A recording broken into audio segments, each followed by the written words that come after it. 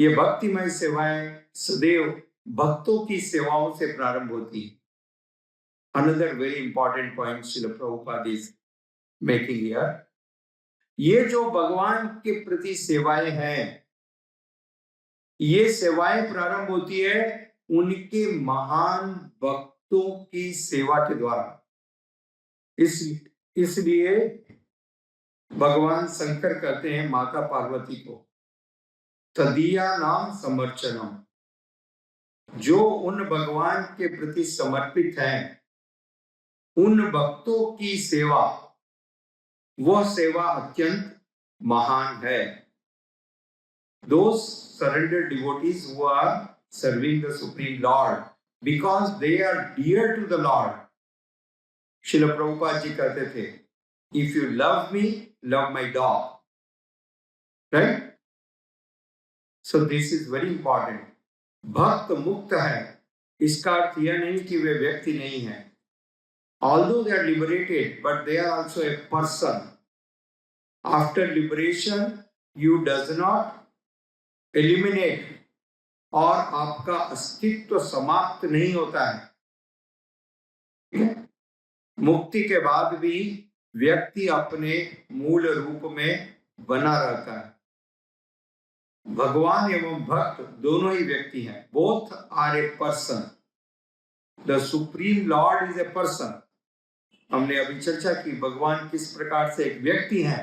यह सब कुछ उनके द्वारा प्रकट हुआ, जो एक व्यक्ति है, who is a person and he is a transcendental person. हम भौतिक व्यक्ति हैं, हमारी क्षमताएं सीमित हैं। जिस प्रकार से हम इस प्रकार से अपना विस्तार नहीं कर सकते हैं, we cannot expand, but the Supreme Lord can expand. ठीक है, इतने सारे भगवान के रूप, और प्रत्येक रूप पूर्ण शक्ति के साथ सन्निहित है, with all the transcendental qualities. So this is something amazing. This is really great. चूंकि भक्त की इंद्रियां भगवान के संपर्क में रहती हैं, वे भ्रमित तथा दिशाहीन नहीं होती। कल हमने चर्चा की किस प्रकार से जो इंद्रियां हैं, ये mode of passion or mode of ignorance, right? So what will happen? What is the result? By nature they will be contaminated. दूषित रहेंगी, they will be contaminated. परंतु चूंकि भक्त की इंद्रियां सदैव भगवान की सेवा में संलग्न रहती है, भगवान से जुड़ी रहती हैं, तो वे पवित्र हो जाती हैं। जिस प्रकार से एक साधारण बिजली का तार, परंतु जब वो तार मेन में जोड़ दिया जाता है तो वो तार साधारण तार नहीं रहता, इट बिकम्स इलेक्ट्रीफाइड। उस तार में भी फिर बिजली आ जाती है, और यदि कोई व्यक्ति उस तार को छुए तो जल करके राख हो जाएगा। Right? Outwardly it appears the same. एक साधारण व्यक्ति और एक भक्त दोनों एक जैसे दिखते हैं। राइट? कृष्ण कृपा मूर्ति श्रील एसी भक्तिवेदांत स्वामी प्रभुपाद जी 70 वर्ष की आयु में गए, और ऐसे प्रदेश में गए जहां पर सारे लोग पूरी तरह से तमोगुण और रजोगुण में डूबे हुए थे, गले तक। राइट? एंड ऐसे सैकड़ों लोग उनके पास शाम के समय आ जाते थे सिर्फ भोजन करने के लिए, और उस भोजन करने के बहाने से वे उनका संग प्राप्त करते थे, एसोसिएशन, उनसे सुनते थे। और जब वो सुनने लगे तो उन सबका हृदय परिवर्तन हो गया। वो पहले वाले व्यक्ति नहीं रहे, वो साधारण वायर नहीं रहा, अब उस वायर के अंदर भगवान की भक्ति का करंट प्रवेश हो गया। और जब उनमें प्रवेश हो गया तो जो उनको छुएगा उसके अंदर भी प्रवेश हो जाएगा। right? If a wire is electrified, anyone touches that wire, he will also be electrified. So this is the secret. This is how one gets that transcendental power.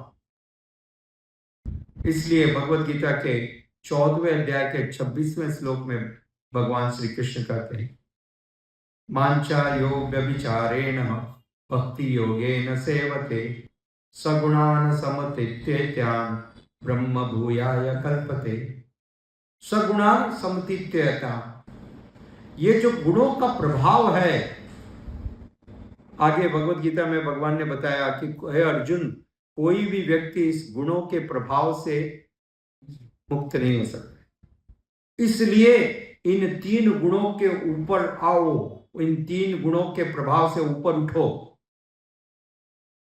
Right? तो कैसे ऊपर उठा जाए ये 3 गुणों के प्रभाव से? क्या कोई लिफ्ट है? क्या कोई गाड़ी है? क्या कोई एरोप्लेन में लटक करके ऊपर उठ जाएंगे? नो,